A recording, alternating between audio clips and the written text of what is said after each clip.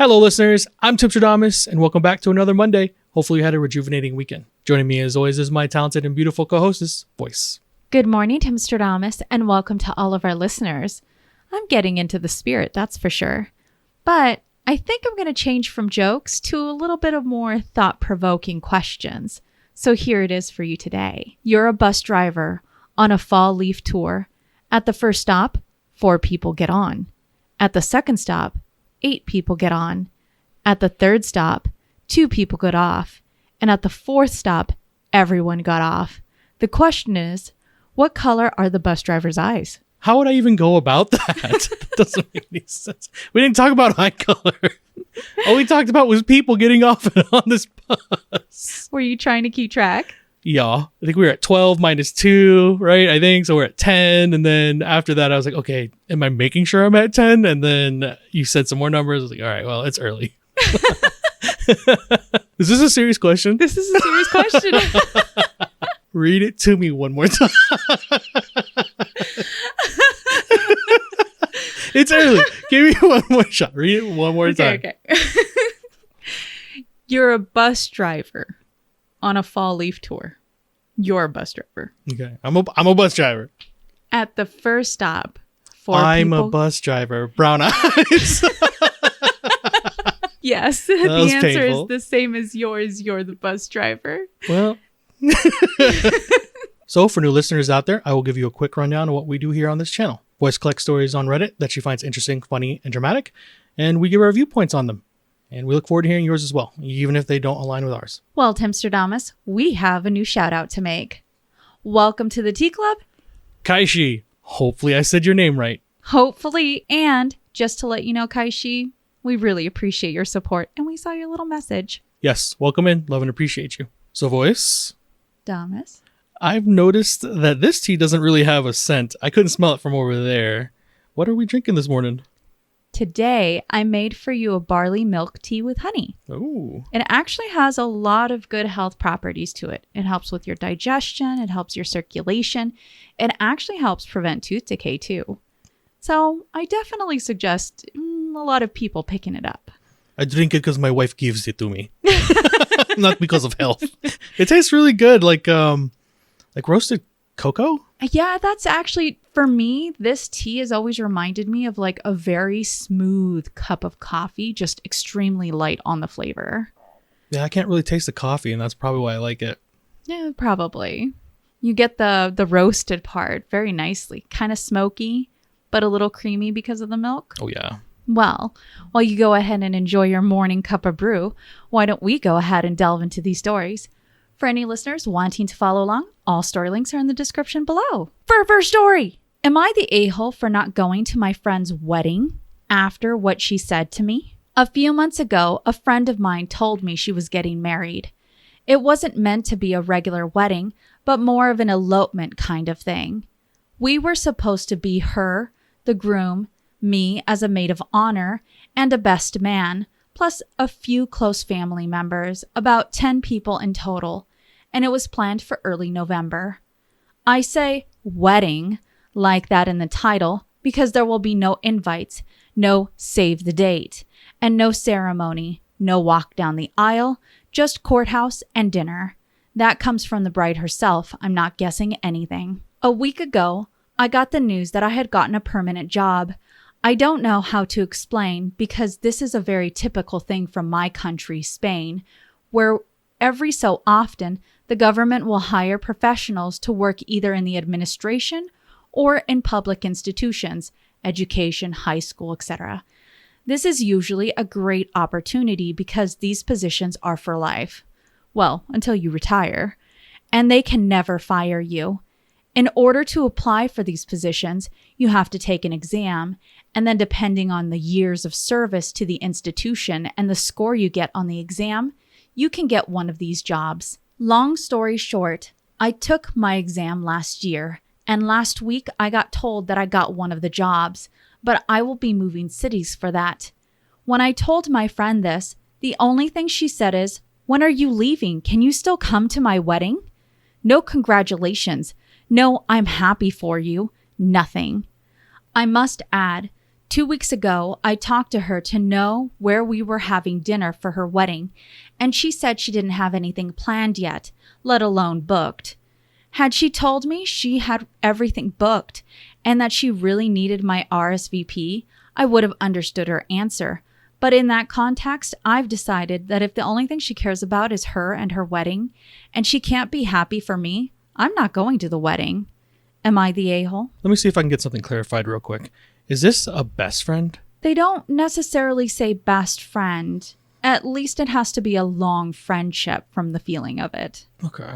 Because I was wondering what she is towards this bride, whether it be a best friend or are we talking about is she the bridesmaid? Now, I understand they're just doing a courthouse wedding, but that doesn't mean she doesn't have bridesmaids. I would have to assume that they are because she considers herself the maid of honor.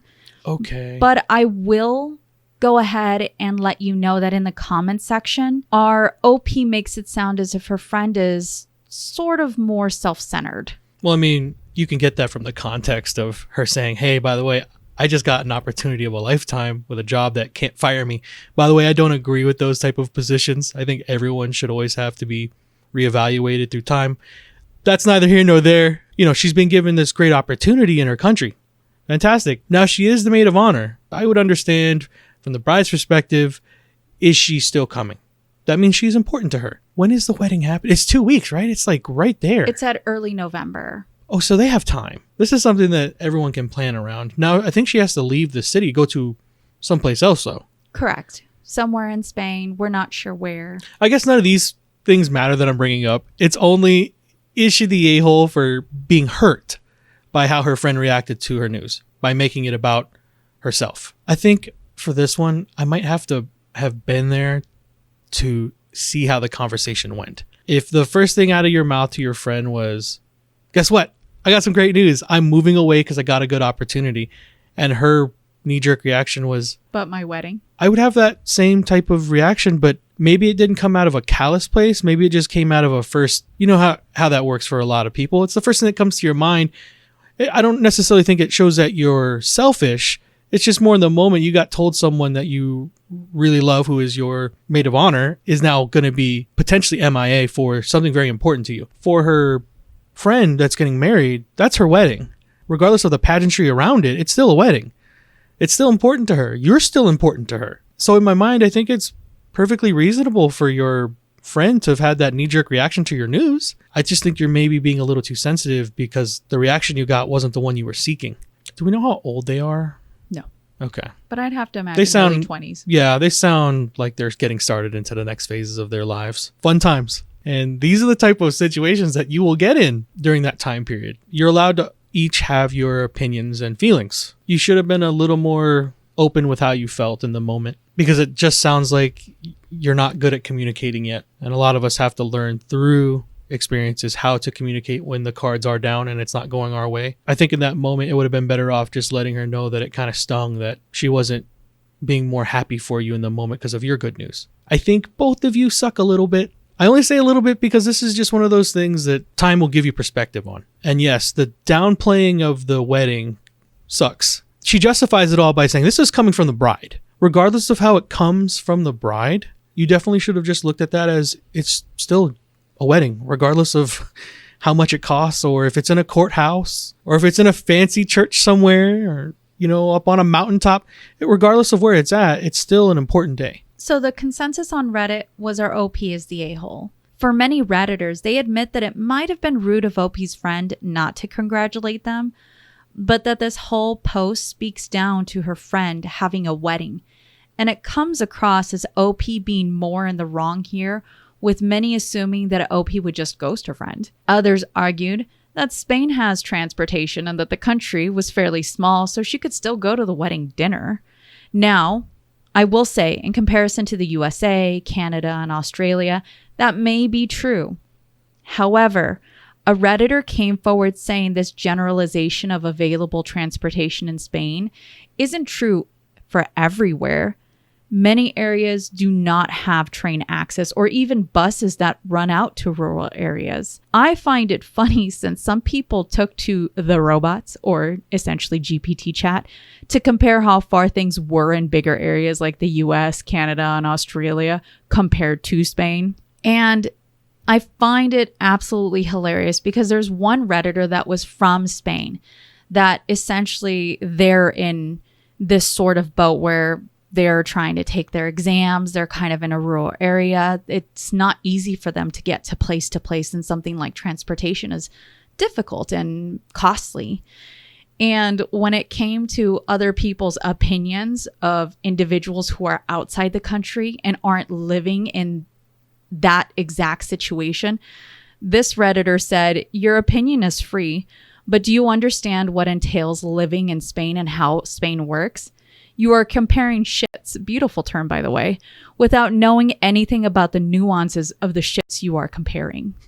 Now, the conversation in Reddit kind of took a turn, and it had people questioning, well, why would OP be sent to an absolutely out of the way area like this?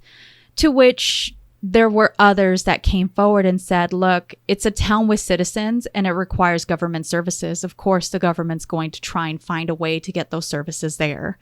And sometimes the individuals, they make sacrifices for their profession and their career. That's just what they want to do. Now, I will put forward what I think in this situation. I also think everyone sucks. I think for me, OP's more at fault here just because when you're upset with someone and you're trying to essentially undress their lives in a way that makes it seem like what they want to do is not as important or as grandiose as you would expect, so therefore you can't put any importance into it, that really irks me. There's a lot of individuals that can't afford big weddings. And for me, all that this screams is that they're not able to afford anything that's lavish. And rather than have to potentially put off even getting married, they want to start that next journey, and they want the people closest to them to have that sort of start to their next chapter. If OP believes or feels that her friend is selfish, well, unfortunately, OP's post kind of sounds self-centered as well. So, and it's a bit petty. It sounds like they're not very good friends for each other then, and it's might be a good time to walk away. But don't really come to the internet and essentially down talk your friendship when you haven't even had the communication. And a lot of Redditors came forward saying, look, if you haven't told your friend how you feel, you're kind of at fault for not being clear and transparent with your friend. And I do need to add this, regardless of the size of the wedding or how much money you put into it, because I've seen very grandiose weddings that the bride and the groom did not look happy at.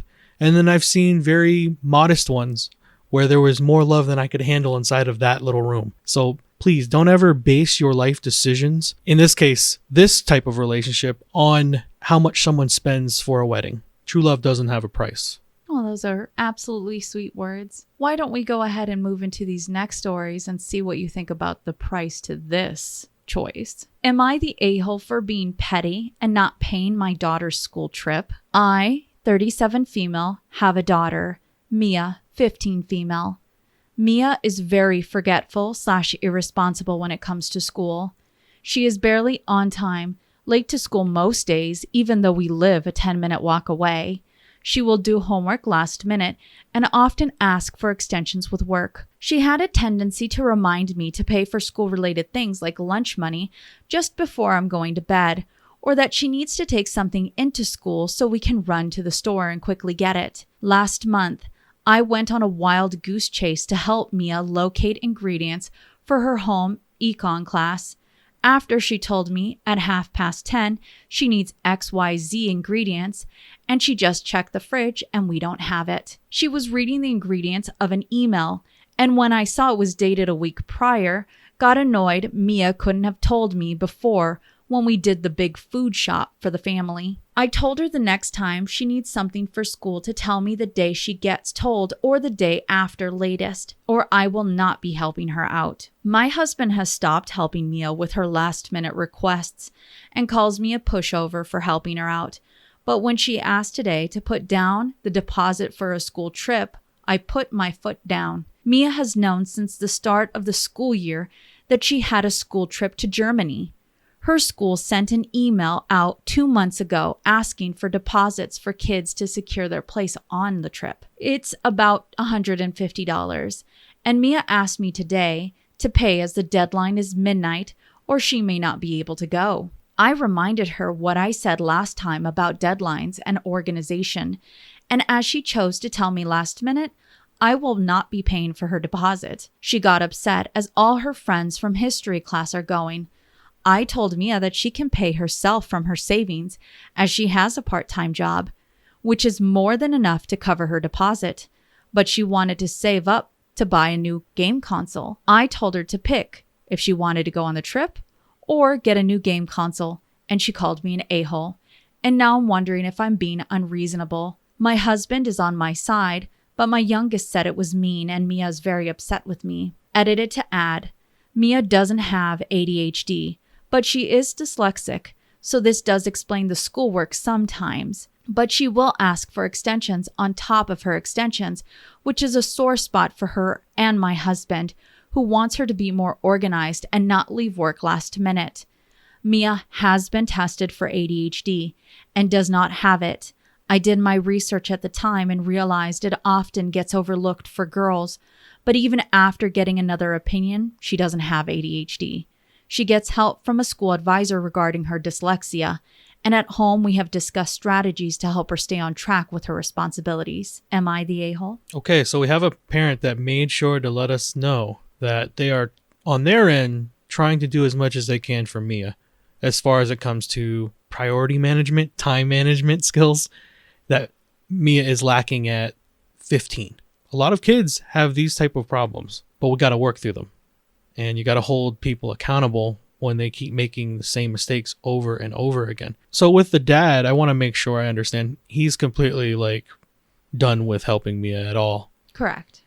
I think they said it. No matter what she requests, he's not a part of this anymore. Now I understand having to show kids accountability. I think that one might be a little too far because now what you've done is you've pushed all of that responsibility of teaching your kid onto your wife. It's better to do it as a partnership, not lone wolfing it, and hopefully you're doing it right to where when you do make a decision that is correct, you're coming to the internet because you're doubting yourself. Had you both been on the same page, backing each other up, you don't have those type of doubts, especially when you're raising your kids. So if anyone is the a-hole, I honestly believe it's her husband for not having her back. So we'll get back to the story at hand. I think the way you're handling this with your daughter is important. You said repeatedly throughout this story that she doesn't give you guys enough advance on things. Like being told things last minute as a parent, or anyone, I guess, in any situation is terrible. I mean, what if she wouldn't have had the funds because a month or two ago she could have saved up for it? Our son's going to Europe at the end of this school year. I'm so excited for him. We had the advance on that trip almost a year. I would hate to be told a week or a month before, by the way, hey, we need to have. But this wasn't even that. This was the night before, I think. The night of, at midnight. Guess what? That's pretty bad. It's not like she said no to her daughter. She gave her a choice. You repeatedly want to wait till the last minute to give us any type of forewarning or heads up. That's on you now. She will definitely learn to prioritize things, though. She said she doesn't have ADHD. I understand that they said dyslexia is involved. Correct. And that they are going through programs and steps to help her with that. OP, you're not the a-hole. It's important to teach our children that there are consequences for the actions or inactions. That'll translate later into their lives as well. And the consensus on Reddit is our OP's not the a-hole. In fact, it sums up exactly as you said, Timstradamus. Your child is learning the consequences to their actions, or inactions in this case. Redditors said that OP, she was clear with telling her daughter the rules and what they needed to follow to ensure that their parents could help when Mia actually would need it. Mia decided that she didn't want to follow those rules, or those rules weren't important enough. And now in this case, Mia could use her own money. If she really wanted the trip, use your funds. In the end, it's a good teaching moment. And I must say, I do agree with you. I wish our OP would have put more into the details of what talk she had with her husband regarding Mia and this whole thing. I have to wonder if maybe OP was just trying to push back sometimes and maybe say, well, Mia's just growing and she's learning and she'll get out of it, over time. I've never seen that to be the case. Anything that I've ever had to learn, it had to be your actions have a consequences type of teaching. If there is something that is truly important, nobody's going to help you out of situations like parents do. And it's great when something comes up at the last minute.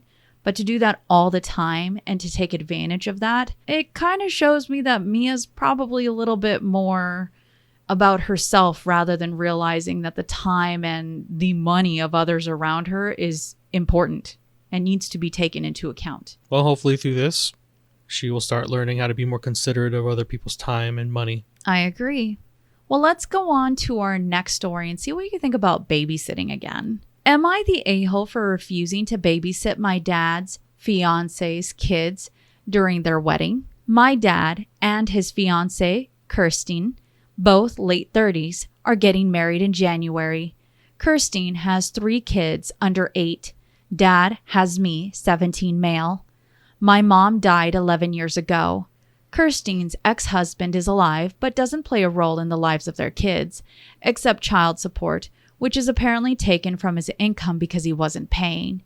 Her kids don't remember their dad, and so Dad and Kirstine are hoping Dad will become their new dad. I met Kirstine 4 to 5 months ago, and her kids around the same time, and given my age and the fact that I did fine with just me and Dad, I'm not looking for Kirstine to fill any sort of maternal or motherly role. I also don't think I'll be engaging with Kirstine's kids as a sibling. This upsets her because she wanted me to be the cool older sibling for them and someone who might babysit on occasion, but mostly someone who'd make a point to spend time with them. But I'm not planning on spending too much time with them. I have plans for once I turn 18. My dad always knew this. So this has fed into the whole babysitting the kids during the wedding stuff. Kirstine says since I won't be 18 when they get married, and I'll still be living with my dad, I should be willing to monitor her kids throughout the wedding. My dad admitted she's hoping it makes me a little more willing to be someone to her kids. I said no when I was initially asked, and I was clear with my no. Kirstine told me it wasn't like I was looking forward to the wedding anyway, so why not agree to babysit? She told me it would give me the chance to bond with her kids. I said no.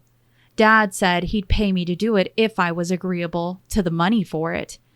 But then Kirstine was saying it would be hurtful if I wouldn't do it as a favor to my growing family. Dad told her it was expecting a little too much. She argued that if I'm there and still living with him, I should be willing, and that I seem so resistant to acting like a sibling that it's incredibly childish. There was some more back and forth about it. Kirstine got really pissed when I said it again, as clearly as I could, that I won't babysit during the wedding. Dad said he'd pay for a sitter, but Kirstine said I should really be more willing here. That Dad and I don't have an awful relationship, so why won't I give all this a chance and make the day less expensive and more of a happy memory for everyone? Am I the a-hole? Now let me go ahead and read from the comment section a few bits of information that our OP actually provided us with. OP said that his dad has been dating his fiancée for about 18 months to almost 2 years. Mind you, in the post, he said he's only officially met her 4 to 5 months ago and her kids. On top of that, OP doesn't have any role in the wedding. They're planning to enlist after high school. Their only experience in babysitting was watching their 2 cousins, but they were in bed the whole time. So essentially, OP was watching TV and or playing video games. So they don't have actual experience watching kids during the day or finding specific activities for them to do. And OP also said, I don't think more people is always better. No, I love my dad. I'm glad he's happy again, but I don't love Kirstine or her kids. I don't even care about them. They're just a little more than strangers to me, and I don't mind helping people, but not an entire day of babysitting.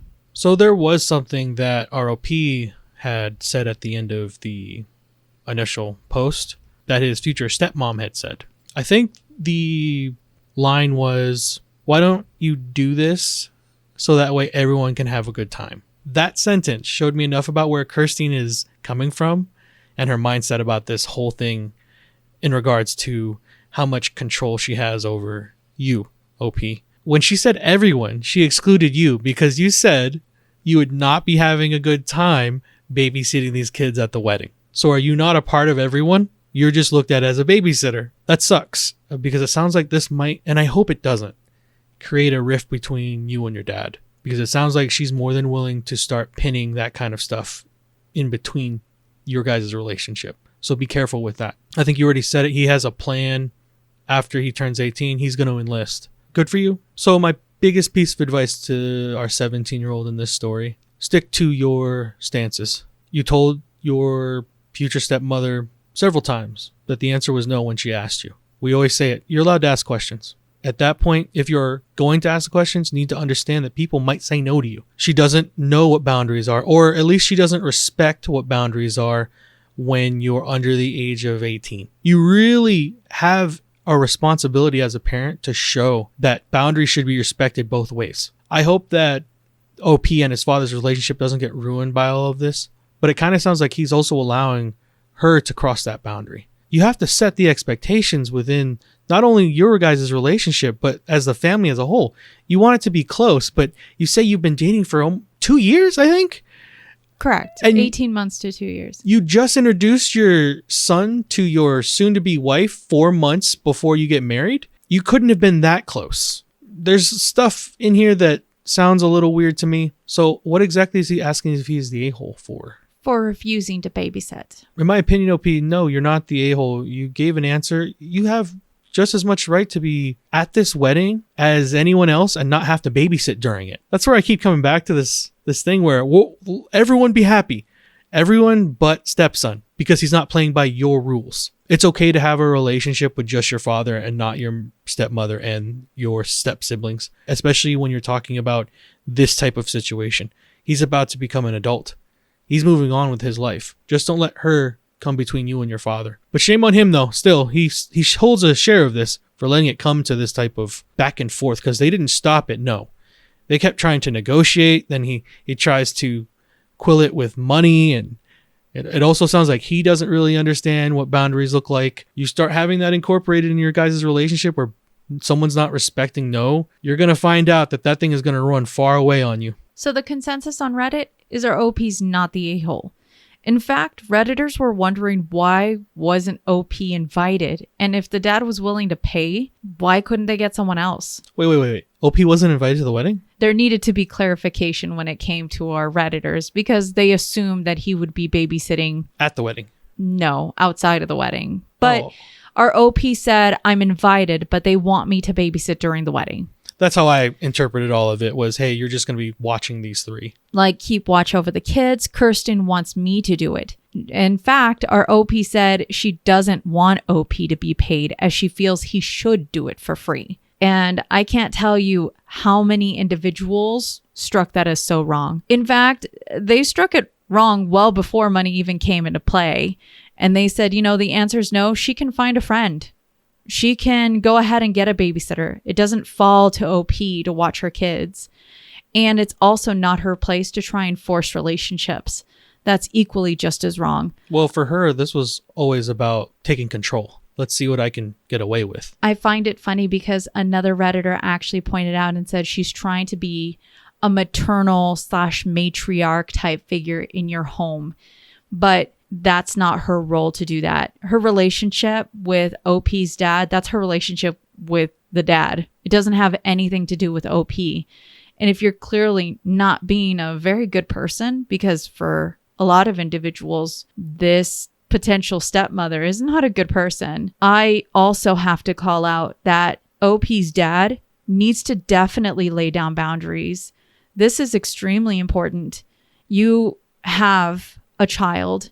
And if you see that your child's being treated as less than, or that they need to be under someone else's thumb, when that's not even how you operate, clearly you need to go ahead and rethink what this relationship is. But I do wish our OP the best.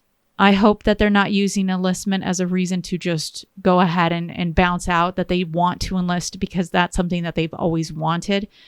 as that can also have different impacts in someone's life, feeling as if you're forced into something versus you're freely going into it. I don't think that's going to be the problem here because if I remember correctly, he says, my father already knew I had plans after I turned 18. That's what I think So I think this was well. already set in stone that this was his path. There's a lot of people enlisted to get away from their families in tough situations. Can't blame anyone for that. Just hopefully on the other side, you get the help you need and understand that just because you got out of the situation doesn't mean you're out of that situation. A lot of us can hold on to scars and a lot of trauma because of those things, and we need the help. Wow. Let's go on to our very last story and see what you think about this interesting situation. Dude insulted my boyfriend, so I danced with him. My boyfriend and I were at a German folk fest, and there was one formal dance we had to participate in. I danced for a few years when I was a teen, while my boyfriend barely has any dancing experience. There was this one dude who was apparently dancing competitively, and after that formal dance, he made a mean remark about how my boyfriend maybe should have had practiced some steps beforehand. He did, and he didn't do a bad job at all. Naturally, I asked him if he minded to have a dance with me. He complied, saying he would be delighted, and that he also always wanted to have at least one dance with someone who actually knew what they were doing. Next up was a tango argentino, which was lucky for me because you get really close and can talk the majority of the time if you want. And I really wanted. Here were the pieces of dialogue that I remember. Me. So, how long have you been dancing? Him. 4 years now. Me. Really? Oh, okay, but probably not very regularly? Him. What? Why? No, I go at least once a week. Me. I just thought people sometimes get busy, with jobs and life. But yeah, I guess you never know. Me. And what's your favorite dance? Him. Tango Argentino is nice, but I think my favorite is... Me interrupting. No, of course, it's obvious this ain't it. No worries. Me. You don't have a steady dancing partner, do you? Him. No, why? Me. Just the way you dance. Me. Have you thought about trying other sports? Him. No, I really like dancing. Why would I? Me. Just asking. I love lifting, for example, and a friend of mine from dancing swears by yoga as cross-training. Him. Aha. Oh yeah, that actually sounds cool. Maybe I'll think about it. Thanks. Me. No problem. Maybe there's even some sport where you have natural talent. The whole dance went like this. When it was over, I thanked him for the dance. He sourly thanked me back, and I patted his hand with a reassuring, "You're welcome, and don't fret it.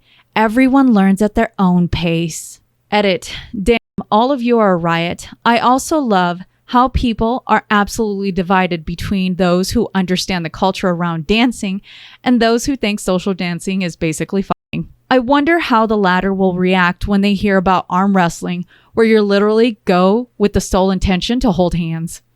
To address the most common question, no, tango, argentino, or ballroom on a random folk fest does not look like an international dance competition, neither as skillful nor as flashy or intimate.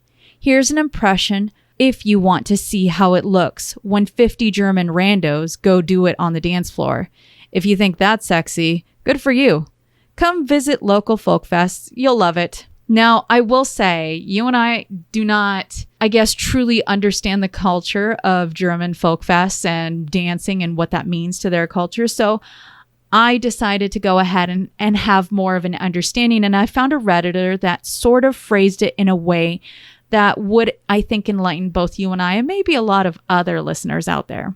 They said, they do these dance competitions where you and your partner do whatever dance you're told is happening, because a relatively substantial part of the German populace take dance courses to be able to do exactly that. It's an antiquated tradition from the 70s and 80s, disco days, where Germans told themselves, as with most other things, they have to be professional and trained at it in order to be able to enjoy it.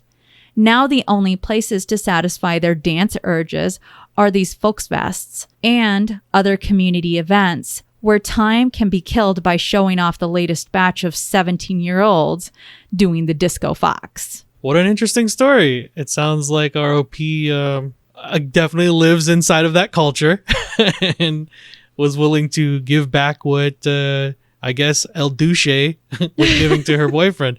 Well, I know when you read the title to me, at first I was like, okay, that's odd. Someone's making fun of a partner and then you're dancing with them. Interesting. And then it unfolds and you understand that this was probably the best way to get someone back. You can go ahead and have your moment by trying to put other people down, but I bet you it doesn't feel too good when it happens to you. And I have to say, our OP was pretty classy with their petty revenge here. They really went very, I would say subtly, but in a way where they got the message across without being so crass. I don't know. The burns are real, so I don't know.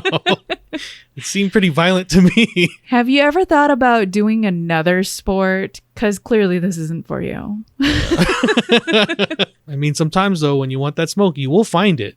Oh, yeah. She will appear on the dance floor and ask you to dance with her. And you better be ready to take that hand and hopefully a couple burns along the way. Now, it was funny because Redditors were asking, well, what did the boyfriend think as they saw this whole thing unfold? Oh, I'll tell you what he thought. Dang. You accepted that? Well, our OP actually answered this. So let me go ahead and read that out loud. They said he was rather gleeful during the dance when he saw my evil look and the dude's changing facial expressions from confusion, anger, relief, then doubt, annoyance, relief, anger again, etc. He was even more gleeful when I told him what I said. And I must say, our OP did also let them know that they went back to their friends and they told their friends and had a good laugh. It was that scene where you tell your friends, don't look at the person that I did this to, but nobody can help but keep glancing over because they want to know. It just goes to show, if you want to treat others with kindness and respect, you will get that. But if you also have the audacity to treat others with disrespect and arrogance, just be ready for that burn, because there's always one person that tends to be a little bit better than you. That is the way the world works. You will come to find that as good as you think you are at something, there will always be someone a little bit better. Guten Tag. I don't know if that's a German word. I know Guten Tag is. It means good afternoon, I believe. Oh, well. What makes this more funny is you had individuals in the Reddit section come in and say, Hans, get me the Flammenwaffe. I probably said that so wrong. Hold on. Flammenwaffe? What was that, our last story? That was our last story. The lessons we have to learn to be kind to others. It actually takes very little effort to be mean to others. I think it takes more forethought to be kind and to be aware of the people you have around you and your impact in what you say. Well, as our stories come to a close, don't forget, you see in the world what you carry in your heart. If you've enjoyed listening to us read and talk about today's stories, please rate, subscribe, and turn on notifications for new content. We regularly post on Mondays, Wednesdays, and we even have a Fridays, but it veers away from the Am I the A-hole? We try and bring you something positive with our Feel Good Fridays. Feel Good Friday! And if you're interested, we also have our Damas After Dark episodes, which we kind of veer off topic and talk about many very different things. Sometimes dark, sometimes good. Sometimes funny, and oftentimes very weird. And you can catch all that on Saturdays on our Patreon. We would also love to thank all of our Patreons for your continued support. Yes, we love and appreciate every single one of y'all. And as always, listeners, we look forward to hearing your opinions in the comments below. What did you think about the stories today? I hope that they were enticing, some a little angering, all of them thought-provoking, and at the end, a good laugh. Nice description. Thank you. Yeah, if you guys could have seen her, she was just doing finger guns. You always do a great job. Thank you. And remember, if you post it, maybe we'll see it on the internet. I want to see a movie. Maybe something old, something cute. Halloween Town.